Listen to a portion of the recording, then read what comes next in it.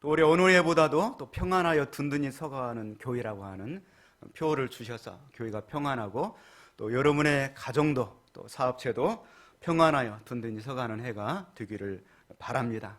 또 더불어서 세 번째로 이런 마태복음 강해를 하면서 팔복장, 예수님께서 이 땅에 오셔서 많은 가르침을 주셨는데 그 중에서도 우리들에게 가장 큰 축복을 주시기 원하시는 그 팔복의 장을 우리가 또 말씀을 통하여 듣게 해주신 것에 관해서 감사를 드립니다.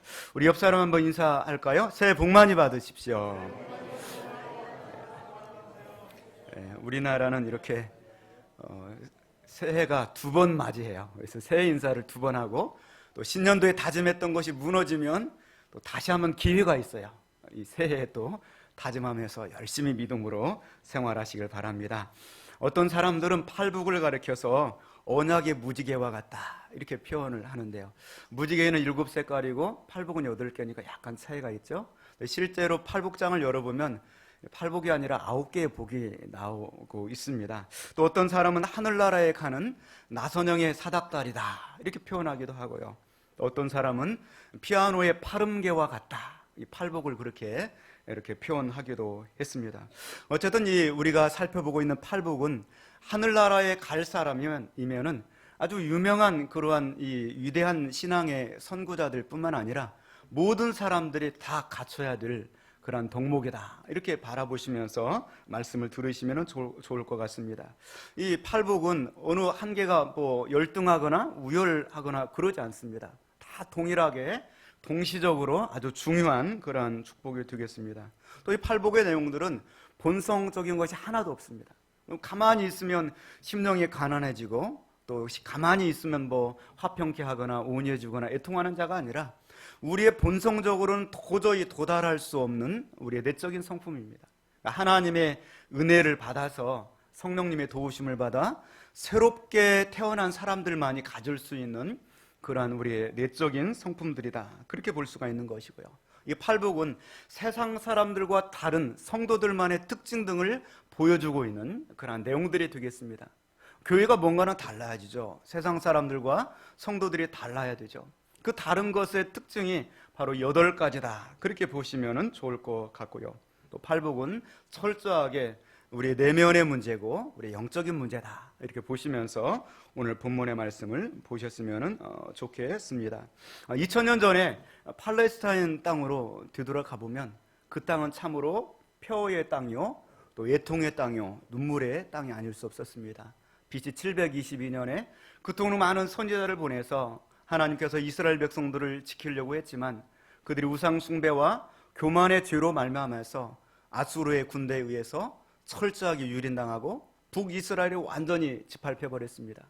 그리고 계속해서 북이스라엘의 멸망을 거울 삼아서 성전을 지키고 있는 남유다만큼이라도 하나님 말씀 붙들고 살라고 권면하였지만 그들이 하나님 말씀보다는 우상을 숭배하고 또 자기들의 힘을 의지하고 그래도 위기를 당할 때에는 하나님을 찾을 줄 알았는데 애굽 군대를 의지하고 그럴 때 결국에는 BC 586년에 남유다도 바벨론에 의해서 멸망을 당하고 이제는 가족들이 뿔뿔이 흩어지고 포로로 끌려가고 민족의 정체성은 희석되어 가고 그리고 자녀들조차도 인신매매로 팔려나가고 그래서 날마다 애통하고 눈물을 흘리는 땅 그 땅이 바로 이스라엘 땅이었고요. 예수님 당시에는 로마에 속박이 되어서 정말로 이 로마의 이 말발굽 아래 철저하게 짓밟혀 있는 애통하는 땅이 바로 이스라엘 땅이었습니다.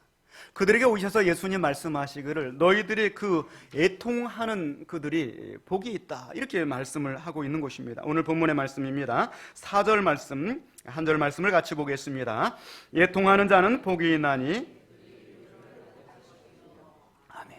실제로 애통을 하고 있는 그 땅에 오셔서 애통하는 자는 복이 있나니 그들이 위로를 받을 것이며 NIV 성경에는 Blessed are those who mourn, for they will be comforted 그렇게 되어 있습니다.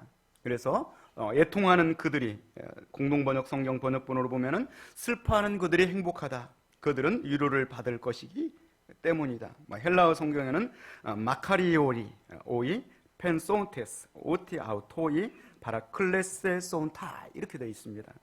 그 뜻은 바로 슬퍼함에 애통하고 통한이 여기는 그런 사람이 도리어 행복의 주인공이 될 것이다. 왜냐하면 하나님이 주시는 위로가 그들의 것이기 때문이다.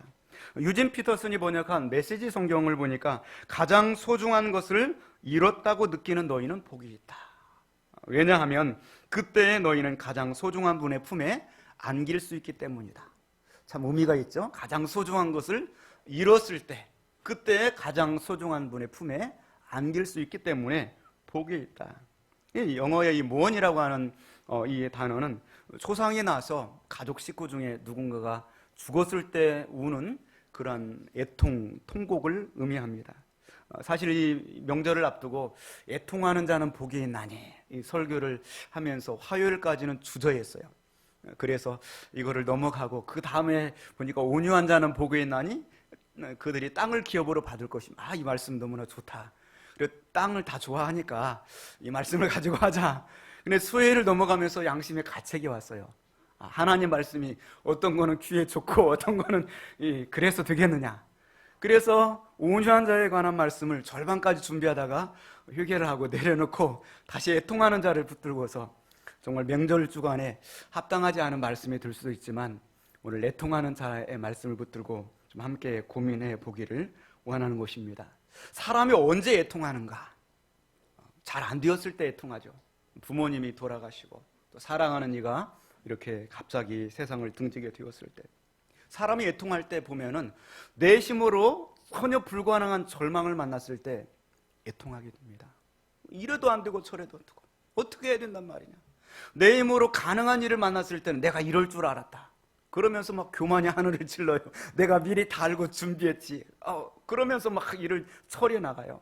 그런데 전혀 생각지 못한 일을 만났을 때 내 힘으로 안 되는 그러한 벽에 부딪혔을 때 사람은 애통을 하고 있습니다. 여러분 지금까지 살면서 또 지난 한 주간 동안 그러한 장벽을 경험하셨습니까? 네.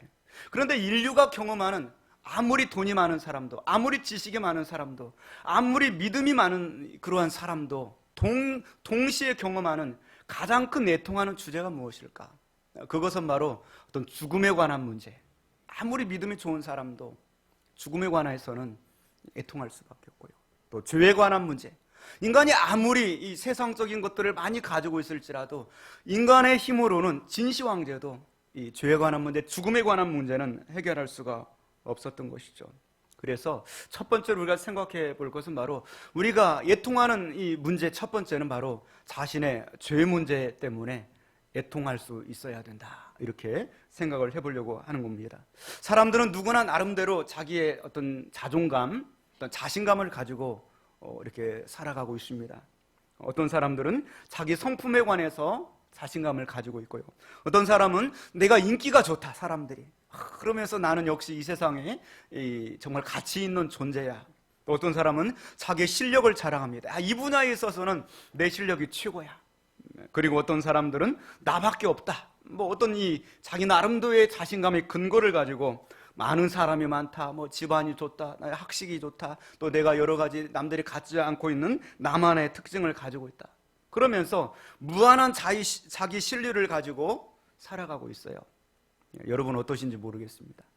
어떤 그러한 자기 신뢰를 겉으로 막 드러내기 좋아하는 사람이 있어요. 이러한 사람을 가리켜서 한번 따라서 해보실까요? 교만한 사람. 그래요. 막 무한한 자기 자랑을 막 늘어놓는 사람은 저 사람 교만하네 이렇게 말을 해요. 근데 어떤 사람은 이것들을 철저히 감춰요. 정말 드러낼 만도 하고 자랑할 만도 한데 아닙니다. 제가 부족해서요. 그러면서 끊임없이 자기를 감추고 낮추고 하면 우리는 그렇게 말을 하죠. 한번 또 따라서 해볼까요? 겸손한 사람. 우리 옆 사람 한번 인사합니다. 당신은 어떤 사람입니까? 여러분 이제 속으로 나는 그래도 겸손한 사람, 그래도 괜찮은 사람 이럴 거예요. 그런데 이 교만한 사람이나 겸손한 사람은 동일해요. 다 자기 의를 붙들고 있는 사람이에요. 교만한 사람은 그거를 드러냈을 뿐이고 겸손한 사람은 그거를 감춰놓고 은근하게 즐기고 있는 사람이에요. 하나님 바라보셨을 때는 똑같은 사람 이렇게 보는 거예요. 다 자기 의를 붙들고서 그거를 가지고서 나는 괜찮은 사람 이렇게 생각하고 있는 것이죠. 그런데 그런 사람이 어느 날 누군가의 죽음을 바라보면서 나도 언젠가 저렇게 죽음을 만나게 된다면 내가 어디로 갈 것인가, 그러면서 가슴이 철렁 무너져 내려요. 자기가 자기 인생을 돌이켜볼 때 지나간 과거가 후회스럽고 부끄러운 것을 발견하게 되는 거예요. 그렇게 괜찮은 사람들이 말이죠. 어떤 순간에 그렇게 괜찮은 사람이 하나님을 만나면서 절망을 느낍니다. 주여 나를 떠나서 나는 죄인으로서이다. 자신의 허물과 그 죄악을 느끼면서 가슴을 치면서 자기의 영혼의 그 한없이 가벼움과 자기 영혼을 위해서 부여하지 못했던 그 자신의 과거의 삶을 돌이키면서 내가 인생을 헛살았다, 그러면서 좌절하고 낭망하고 눈물을 흘리고 애통을 하게 되는 것이죠. 성경은 그런 사람이 복이 있다, 그런 사람은 천국에 아주 문 앞에 와 있는 사람이다, 그렇게 표현을 하고 있는 것입니다. 우리 자신 안에 있는 죄와 허물을 깨닫고 우리가 좀 더 가난해지고 또 애통하고 때로는 눈물을 흘리고 하나님 앞에서 주님 저는 너무나 죄인입니다. 오늘도 여러분 교회에 와서 첫 예배를 드릴 때 여러분 어떤 기도를 드리셨습니까? 하나님, 마치 세리와 같이 저는 죄인입니다. 감히 눈을 들어서 주님을 바라볼 수 없는 죄인입니다. 참으로 나는 성경에 기록된 것처럼 죄의 값은 사망이라고 그랬는데 그 사망에 눌릴 수밖에 없는 그러한 죄인입니다. 그런 고백을 우리가 들을 수밖에 없는 자들이라는 것이죠. 그리고 그러한 사람을 주님은 복이 있는 사람이다, 하나님이 기뻐하시는 사람이다, 그렇게 표현하고 있는 것이죠. 많은 현대인들은 죄를 경시하는 경향이 있습니다. 그래서 그것쯤이야, 법에 걸리지 않고 경찰관의 눈에 발각되지 않으면 되는 것이지 그것쯤이야, 그러면서 이렇게 생활을 하고 있습니다. 그런데 하나님의 눈에서는 그것쯤이 아닌 것이죠. 자그마한 티끌 같은 죄라도 지옥 갈 수밖에 없고 영원한 저주를 받을 수밖에 없는 그러한 무거운 죄라고 하나님은 우리를 바라보시는 것이죠. 이것을 느꼈던 성군 다윗은 시편 32편 말씀에 그런 고백을 했습니다. 누가 이 세상에서 가장 복 있는 사람이냐? 허물에 사함을 얻고 그 죄의 가려움을 받은 자는 복이 있도다. 할렐루야. 마음에 간사함이 없고 여호와께 정죄를 당하지 아니하는 자는 복이 있도다. 내가 입을 열지 아니할 때 종일 신음함으로 내 뼈가 쉬워하였도다. 그 죄가 얼마나 자기를 누르는지, 하나님의 강력한 손으로 나를 계속 누르시니 그 힘이 너무 강해서 내 뼈가 부서져 버릴 것 같습니다. 주의 손이 주야로 나를 누르시오니 내 진흙이 빠져서 여름 가뭄에 마름같이 되었나이다. 그 죄에 대한 무게 때문에 내 뼈가 속에서 썩어가는 것 같고, 또한 아무리 잊으려도 잊혀지지 않는 그 죄가 하나님의 앞에 설 때마다 나를 계속해서 누르고 찌르기 때문에 내가 견딜 수 없는 아픔이 있습니다. 사람은 누구나 다 죄 가운데 태어나서 죄를 짓고 살다가 죄 때문에 죽는 거 아닙니까? 그렇잖아요. 그런데 누군가는 이 죄 때문에 가슴 아파하고 애통해 하는 사람이 있는가 하면 어떤 사람 무감각해하고 이건 인간은 다 그런 거야, 그러면서 심리적으로 자기를 자꾸 위선하고 안위하고 그 속에서 자기가 숨고 그런 사람들이 있다는 것이죠. 그러나 성경은 분명히 모든 그 사람이 죄를 인정하든 인정하지 않든 간에 모든 사람들은 다 죄인이고 그 죄의 값은 반드시 사망이라고 성경은 말씀하고 있는 것이죠. 그래서 믿음이 좋았던 바울 사도, 그가 하나님의 나라를 위해서 오직 복음만을 위해서 결혼도 하지 않냐고 그렇게 일생을 살았던 바울 사도인데도요, 그가 전도를 하고 복음을 위해서 핍박을 당하고 그러면서도 로마서 7장 9절 말씀을 보니까 고린도에서 그가 이 3차 전도 여행 중에 기록한 말씀인데요, 내가 원하는 바 선은 행하지 아니하고 도리어 원하지 아니하는 바 악을 행하는도다. 나는 정말 선을 행하고 싶은데 날마다 전도하고 예수 믿으라고 하는데도 내 안에서 뭐가 있다고요? 악이 있는 거예요. 그러면서 괴로워하는 것이죠. 만일 내가 원하지 아니하는 그것을 하면 이를 행하는 자 내가 아니요 내 속에 거하는 죄니라. 그러므로 내가 한 법을 깨달았노니 그 선을 행하기 원하는 나에게 악이 함께 있는 것이로다. 내 속사람으로는 하나님의 법을 즐거워하되 내 지체 속에서 한 다른 법이 내 마음의 법과 싸워 내 지체 속에 있는 죄의 법으로 나를 사로잡는 것을 보는도다. 날마다 복음을 위해 살고요, 핍박을 당하고 복음을 위해서 죽을 각오를 하고 살아가는데도 내 속에 있는 죄가 나를 괴롭게 하는 거죠. 그래서 그는 고백하기를 로마서 7장 24절 말씀에 오라 나는 곤고한 사람이로다. 누가 이 사망의 몸에서 나를 건져내라. 그럼 그렇게 탄식하고 있습니다. 사랑하는 성도 여러분, 우리가 인생을 살아가면서 가장 복 있는 사람은 죄를 회표하는 사람이 아니라 하나님 앞에 서서 나의 죄를 고백하고 탄식하며 애통하는 사람입니다. 그 사람이 천국문에 가까운 사람이고 그 사람이 복을 받는 사람인 줄로 믿습니다. 올 한 해 동안에 우리 한 사람 한 사람이 이러한 축복을 받기를 주님의 이름으로 축원을 드립니다. 내 자신 안에 있는 이 죄와 허물을 끌어안고 고민하면서 애통을 하다 보면은 하나님이 내 눈에 비늘을 벗겨주시는 거예요. 그리고 그 비늘이 싹 벗겨져 내리면서 다른 사람들을 보게 해주세요. 그리고 다른 사람들의 그 죄악의 상태를 바라보면서 또 애통하는 마음을 주시는 거예요.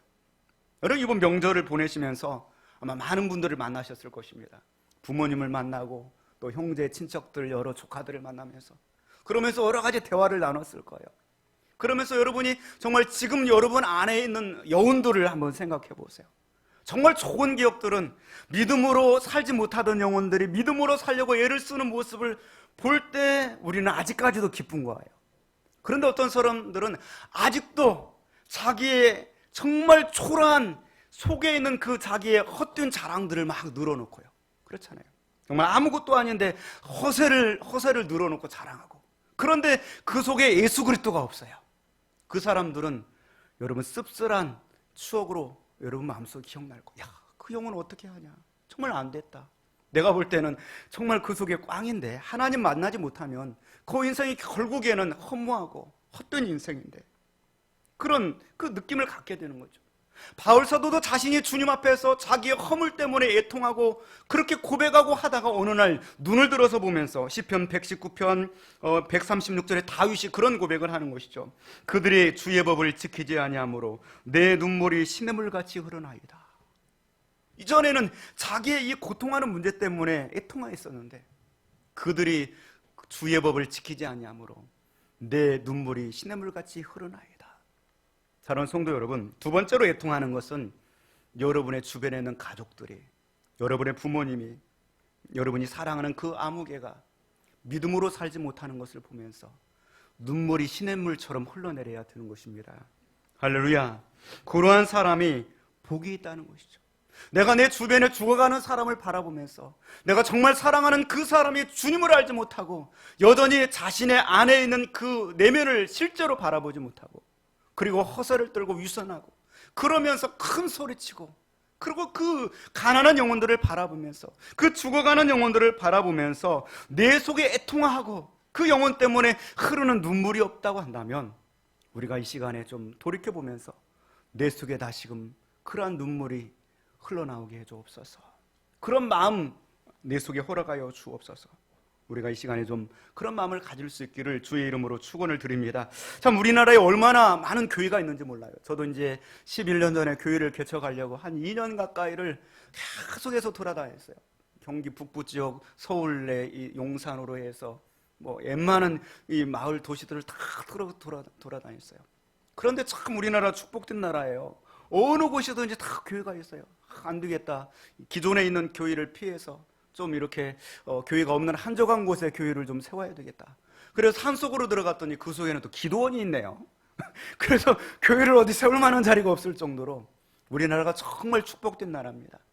그런데 우리나라가 또 교회만큼 또 많은 것 중에 하나가 점집들이 그렇게 많아요. 우리나라 점집들이 얼마나 많은지 모릅니다. 약 이 역술인들이, 점을 쳐서 먹고 사는 사람들이 우리나라 60만 명 정도 된다고 그래요. 지금 대학에 역술인을 길러내는 학과가 있는 대학도 2개 이상으로 제가 알고 있습니다. 몇 년 전에 이 모 방송사에서 10대 점집을 쫓아다니면서 우리나라 아주 유명한 그 수많은 점집 중에서 10개를 선정을 해서 점이 잘 맞는가. 그래서 무려 복비를 1,000만 원 이상이 들어갔어요. 방송 제작비 중에서 그 사람들 이 점 잘 맞는가. 전부 다 꽝이에요. 안 맞아요. 그런데 많은 사람들이 그걸 쫓아다니고 있는 거예요. 그런데 어떤 사람은 우리는 아무 생각 없이 인생을 살아가는데 어떤 사람은 그 점집만을 쫓아다니면서 복음을 전하는 사람이 있더라고요. 그 땅이 바로 대한민국의 땅끝이다. 그 땅이 바로 이 땅의 사마리아 땅이다. 내가 전도하지 않으면 그 영혼들은 확실하게 지옥 갈 수밖에 없다. 그 긍휼히 여기는 마음을 가지고 아무도 돌아보지 않는 그 점집들을 쫓아다니면서 점집을 붙들고 기도하고 주여, 이곳에 하나님의 통치가 인재가 악한 영에 떠나가고 예수 그리스도를 영접하는 역사가 있게 하옵소서. 그러면서 점집만을 쫓아다니면서 전도하는 사람이 있어요. 그리고 그 점집들 지도를 만들었는데 엄청나게 많더라고요. 우리나라의 점집들이요. 지금도 그렇게 누군가 영혼을 끌어안고 애통하는 사람들이 있다니까요. 저는 이 말씀을 준비하면서 카자흐스탄의 한재승 선교사님을 이렇게 다시금 돌이켜보게 됐습니다. 그가 카자흐스탄의 선교사로 부부와 함께 이렇게 가는데요. 그 땅이 너무나 폐허 땅이고 흑암의 땅이라는 그 마음을 하나님이 주셔서 아내와 함께 그곳에 선교사로 갔습니다. 어느 날 유출한 사이에 그 카자흐스탄 이 강도들이 들어와가지고 아내를 무참하게 잔인하게 살해를 했어요. 그리고 자기가 돌아와 보니까 자기가 평생 함께 그 흑암의 땅에서 복음을 전하려고 했던 아들이 사늘하게 아내가 자기 손에서 죽어갑니다. 그 지켜주지 못한 그 안타까움이 얼마나 가슴에 미어져 오는데요. 그런 슬픔을 하염없이 눈물로 토해내고 있었습니다. 조금만 참으면 천국에서 다시 만날 텐데 왜 내가 이렇게 눈물을 흘리는지 모르고, 조금만 지나면 천국에서 만날 텐데 그래도 지금은 당장 보고 싶다. 나도 모르게 계속 눈물이 난다. 사랑하는 아내가 남긴 그 피 묻은 성경책과 그의 머리카락을 그 비닐봉지에 담아놓고서 그것을 끌어안고서 하염없이 울고 옵니다. 눈물은 도대체 어디서 만들어지는가? 왜 계속 내 고통을 줄일 수도 없으면서 하염없이 눈물이 비가 오듯 샘물이 쏟듯 흘러내리는 것일까? 남들은 천국이 있는데 선교사님 그만 우십시오 그렇게 말을 하는데 여전히 내 눈에서는 눈물의 강이 흘러내리고 너무나 보고 싶고 사무치는 그리움이 내 속에 넘쳐나고 있구나. 무덤에 가서 여보 사랑해, 잠시 뒤에 다시 만날게, 나도 곧 갈게. 당신은 정말 행복한 사람이야. 자신의 모든 것들을 다 버리고 마지막까지 바치고 하나님께 갔으니 얼마나 행복한 사람일까. 그런데 나는 뭐야? 나도 같이 그때 죽었어야 하는데. 그러면서 그는 계속해서 우는 거예요. 그가 고백하는 말 중에 하나님은 반드시 거두십니다. 이 세상 그 어느 곳에서 심어지는 작은 비를 하나도 하나님이 잊지 않고 거두십니다. 아무리 작고 외진 곳에서 드려지는 헌신과 눈물 한 방울도 하나님은 다 받으십니다. 많은 주옥 같은 고백들을 냅니다. 그가 고민하고 눈물을 흘리다가 아내가 죽어간 그 땅에 다시금 선교 사명을 가지고 들어가는 거예요. 카자흐스탄 공항에 내려가지고 그 자기 집으로 들어가는데 막 눈물이 차 안에서 흘러내리는 거예요. 당신과 함께 갔던 이 거리, 이 골목인데 지금 나 혼자 이 길을 가고 있어요. 그리고 자기 아내가 죽었던 그 집에 다시 들어가서 사는 거예요. 그런데 벽에 아무리 닦아도 닦아지지 않는 아내의 핏자국이 남아있어요. 벽지에. 그 핏자국을 바라보면서 이제는 그만 울어야 된다. 다시 만나서 웃어야 될 것이 아닌가. 하나님, 왜 나에게 이런 슬픔과 이런 애통을 주십니까? 이 애통의 의미는 무엇입니까? 하나님께 기도합니다. 하나님이 그 마음속에 감동으로 응답을 해주시는데요. 사랑하는 아들아, 봐라. 고난이 없이는 천국이 없단다. 보아라. 애통함이 없이는 위로가 없단다. 보아라. 피 흘림이 없이는 죄사함이 없단다. 하나님의 음성을 듣는 거예요. 그리고 그가 그렇게 고백합니다. 오 주님, 저도 이 땅에서 내 아내처럼 그렇게 피를 흘리겠습니다. 고백을 하는 거예요. 전 명절 연휴 참 어쩜 무거운 주제일 수도 있는데요. 참 말씀을 보면서 제 속으로 많이 물었습니다. 그렇구나. 우리가 이 세상 살면서 좀 울면서 살아야 되겠구나. 그래야 하늘나라 갔을 때 하나님 주신 위로가 있지. 이 세상 살면서 내 할 거 다 하고 내 육신의 소욕대로 다 살아버리면 뭐가 세상 사람과 다른가?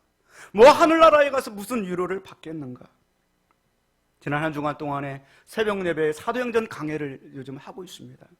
그 사도행전 강해 20장으로부터 이 내용을 바라보면서 또 바울 사도의 이 눈물을 이렇게 보게 되었어요. 들어가러 가는 곳에서 바울이 3차 전도 여행을 가는데 그곳에서 기도하는 중에 자기의 미래에 관해서 하나님의 성령으로 감동을 해주는 거예요. 너가 어떻게 죽을 것인가? 어떻게 순교를 당할 것인가? 그래서 그것을 끌어안고서 자기만의 고민에 빠집니다. 내가 주님을 위해서 죽기로 다짐을 했고 내 인생의 의미는 바로 하나님밖에 없습니다 고백을 했음에도 불구하고 3차 전도여행까지 전도를 하고서 다니면서도 불구하고 고민에 빠지는 거예요. 누구와도 함께 할 수 없는 고민입니다. 그래서 두로아라고 하는 곳에서 자기의 동역자들을 먼저 배를 타고 가게 합니다.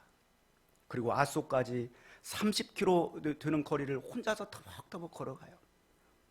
걸어가면서 그가 무슨 생각을 했을까요? 무슨 생각을 했을까요? 주님, 제가 정말 그렇게 죽어야 됩니까? 정말 그것이 주님의 뜻입니까? 정말 제가 그렇게 무참하게 살해를 당해야 됩니까? 그리고 그가 사도행전 20장 22절로부터 보면 이런 고백을 합니다. 보라, 나는 이제 성령에 배어 예루살렘으로 가는데 거기서 무슨 일을 당할는지 알지 못하노라. 오직 성령이 각성에서 내게 증언하여 결박과 환난이 나를 기다린다 하나. 내가 달려갈 길과 주 예수께 받은 사명 곧 하나님의 은혜의 복음을 증언하는 일을 마치려 하면은 나의 생명조차 조금도 귀한 것으로 여기지 아니하노라. 할렐루야. 이 엄청난 고백을 쏟아내는 거예요.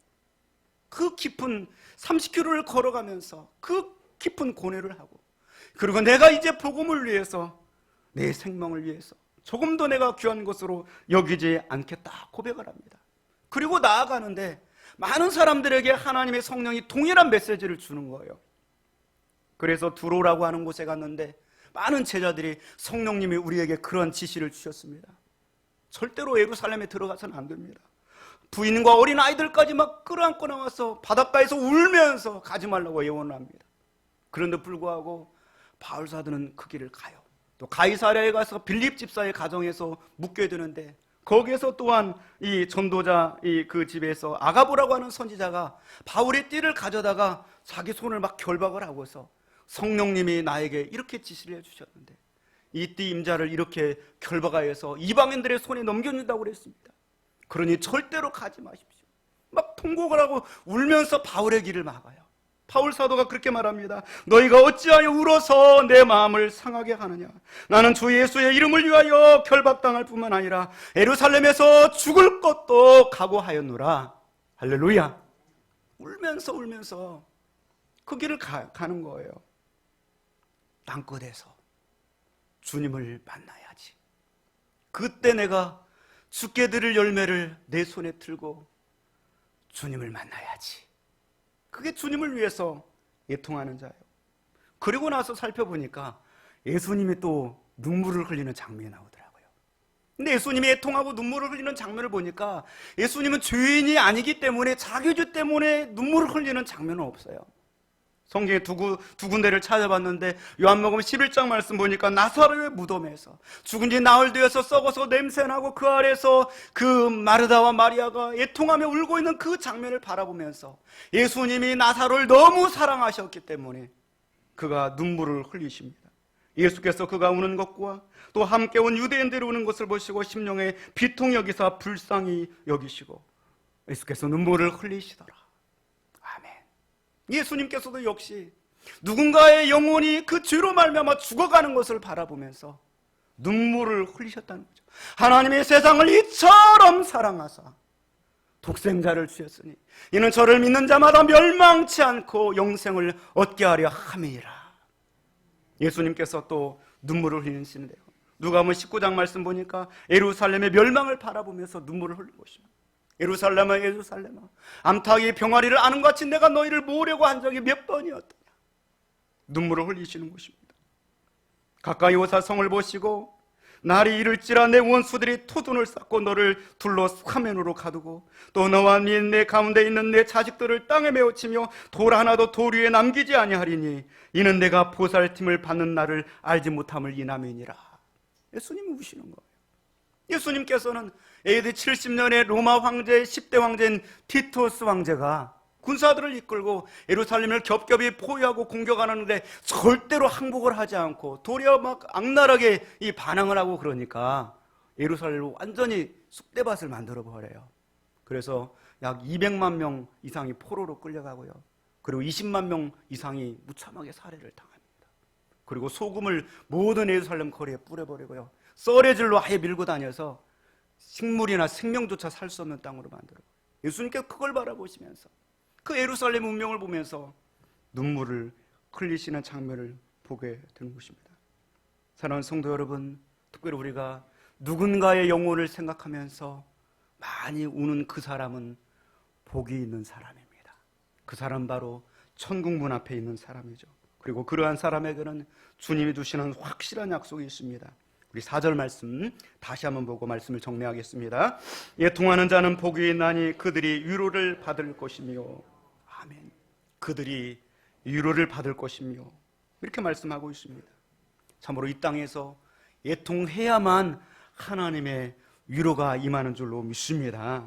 시편 126편 말씀에서도 눈물을 흘리며 씨를 뿌리는 자는 기쁨으로 거두리로다. 울며 씨를 뿌리러 나가는 자는 반드시 기쁨으로 그 곡식단을 가지고 돌아오리로다 말씀하고 있습니다. 조용히 우는 사람이 복 있는 사람입니다.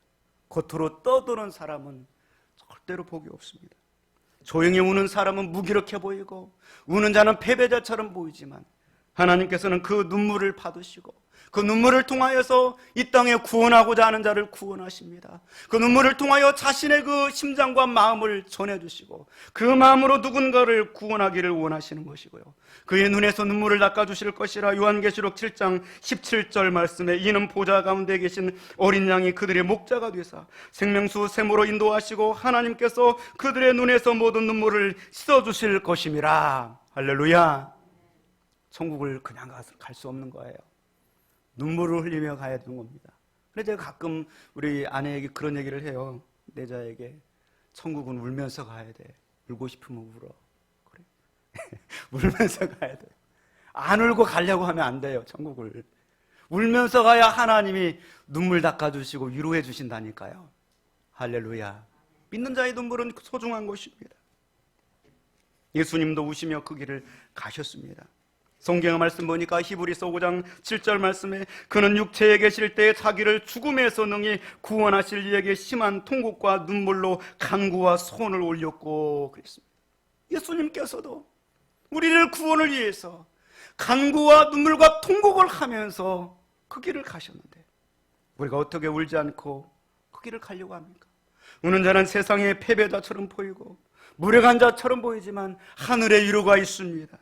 내가 아버지께 구하겠으니 그가 또 다른 보혜사를 너에게 주사 영원토록 너희와 함께 있게 하리니 위로의 성령님을 우리에게 보내주십니다. 우리 모두는 위로가 필요한 사람입니다.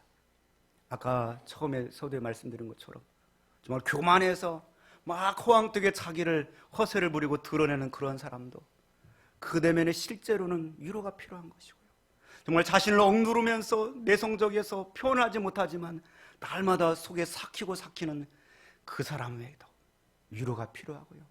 또 그러한 사람들을 위로해주는 그 누군가도 위로가 필요하고요. 목회자에게도 위로가 필요하고 우리 장로님들, 우리 권사님들, 안수집사님들 우리 모두에게는 위로가 필요한 것입니다. 우리가 또 한 주간 살아가면서 내 죄 때문에 내 내면의 공허함 때문에 애통할 수 있기 원하고요. 또 누군가 영혼을 그 하나님이 보내주신 영혼들 때문에 우리가 마음속에 아파하는 마음을 가질 수 있기 원합니다. 그리고 그러한 자에게 주시는 하나님의 천국의 축복인 하나님의 진정한 위로가 우리의 삶 속에 체험되어질 수 있기를 주님의 이름으로 축원을 드립니다. 기도하겠습니다.